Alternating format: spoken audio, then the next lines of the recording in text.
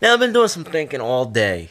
I've been at the gym all day, and I'm thinking like today's a pretty big game, Cavaliers versus Boston. Now obviously Isaiah Thomas is going to be sitting, but I'm thinking to myself like, Kyrie Irving is going to have a big game. Now I know they played each other before. I think it was the first game of the season, actually, and when Gordon Hayward got injured, and LeBron James and the Cavaliers beat him, and they hugged it out, and all the Cavalier teammates and all the players, hugged it out with Kyrie and did their thing, because, Kyrie, how can you not like the guy, He's too good to not like him.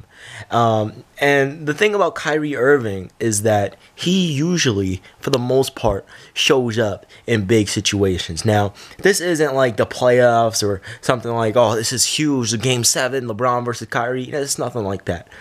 But it's the fact that this is a statement game from Kyrie Irving. Because while Isaiah Thomas is not going to be playing, there might be a tribute video for Isaiah Thomas, even though he really doesn't deserve it. He's been there, like 1 year, 2 years, you know what I'm saying? So there might be a tribute video for Isaiah Thomas from the Boston Celtics, and it's like Kyrie has to go out and show, even though Isaiah Thomas isn't going to play, Kyrie has to go out and show, like, look, you can, I'm better than IT. Okay, this trade made sense for Boston. This is the best trade that Boston could have had. That is what Isaiah Thomas needs to do. I mean, not Isaiah Thomas, Kyrie Irving. That is what Kyrie Irving needs to do. It's going to be a statement game, and the reason why I'm so hung up on the Boston Celtics, part of me is saying that the Boston Celtics might win this game, but then part of me is like, Cleveland's going to win. But I'll sit here and I'll tell you this right now. Kyrie is going to go off. I'm expecting anywhere from 40 to 45 points. Probably nothing 50, no 60. But maybe 40 to 45 points. Maybe 35 to 40 to 45 points. He's going to do his thing. And it's going to be a statement. It's going to come down to the wire. It's going to be, they're going to have to be clutch in crunch time. They're going to have to do their thing. And to see LeBron and Kyrie duke it out. And the sad thing is that we're not going to see them guard each other. Because let's be real. Kyrie would probably blow by LeBron from, the perimeter. And LeBron would just baby Kyrie. So they both have their advantages against each other. Now, if this were younger LeBron could guard him.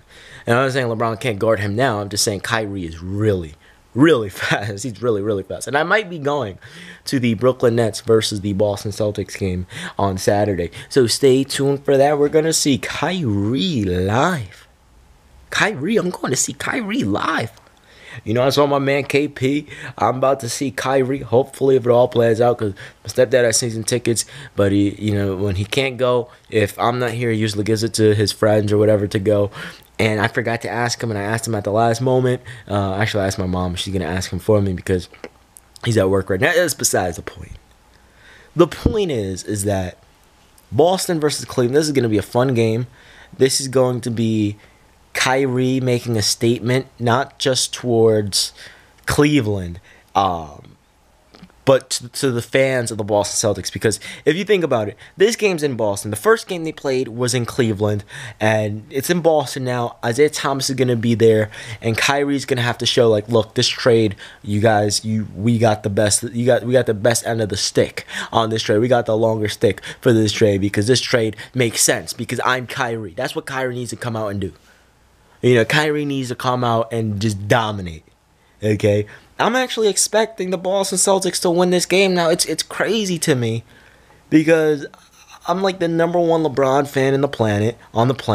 I'm the number one Cavalier fan on the planet. But just something inside of me is saying that Boston is going to win this game. Now, if you notice, usually I get my predictions wrong.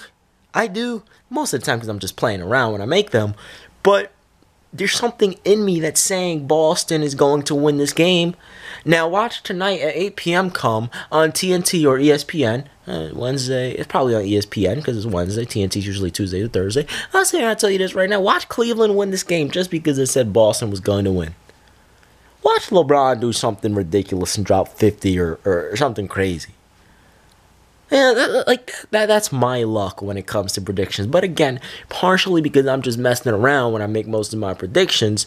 But at the same time, because I'm trying to be entertaining. But at the same time, like there's really something in me saying, Steve, the Boston Celtics are gonna win this game.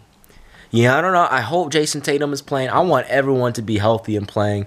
I hope Jason Tatum is playing. I hope Horford, oh my goodness, is playing. Oh man, I don't even want to go in on him. I hope Al Horford is playing. I hope Kyrie is all good and healthy, and Marcus Smart. He better not flop tonight, because I'm tired of seeing this man flop. I've seen a few Boston games this year. Probably 5 to 10 games, and that's more than my stomach can handle because I absolutely hate the Boston Celtics. You don't understand what I grew up watching. I grew up with the Boston Celtics destroying LeBron every single damn playoffs.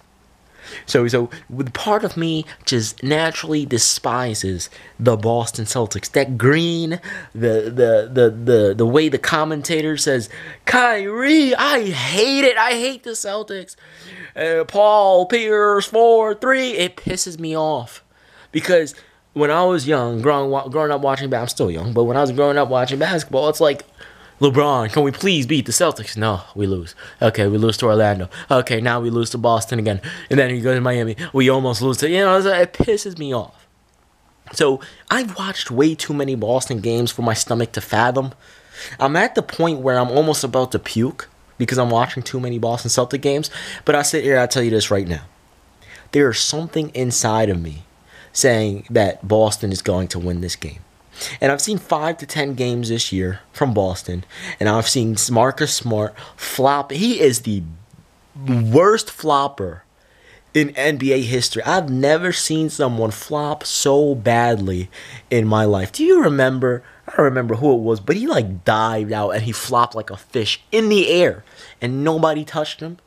You remember that? Who was it? I think it was Tim Duncan on Chris Bosh. It might not have been Tim Duncan, but it was someone on Chris Bosh. And the whoever the offensive player was, they swung their elbows like this, and the dude's elbow went like this to Bosh, and like a second later, Bosh flopped back. That is the funniest thing I've ever seen in my life.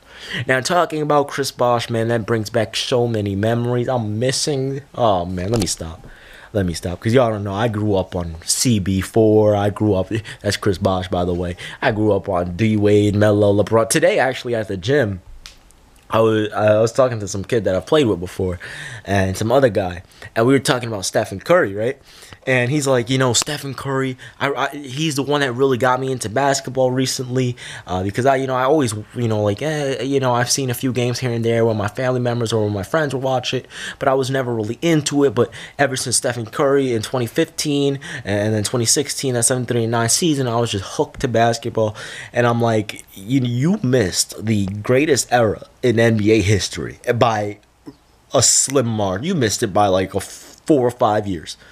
You miss Kobe, you miss T-Mac, Dirk, KG, Paul Pierce, D-Wade, LeBron, Chris Bosh, Melo, you Ray Allen in his prime, Allen Iverson, Dirk Nowitzki, Tony, Manu, Timmy, Shaq. Like, even though Shaq was, later in his years, you missed the greatest era in NBA history, by this much, and he's like, yeah, I know, man. I watch highlights of those players now, and I'm like, wow, they're incredible.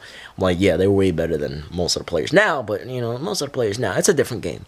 But the point of this video is, I really think, and this is weird for me to say, like, when have you ever heard me say something about LeBron's gonna lose, or Boston's gonna win? Like, when do I say the Celtics are gonna win? So there's really something inside of me saying the Boston Celtics will beat the Cleveland Cavaliers tonight, and I really don't want this to happen because I want LeBron James, I want whoever. Kevin Love is one of my favorite players as well. I just want the Cleveland Cavaliers to beat the Boston Celtics badly.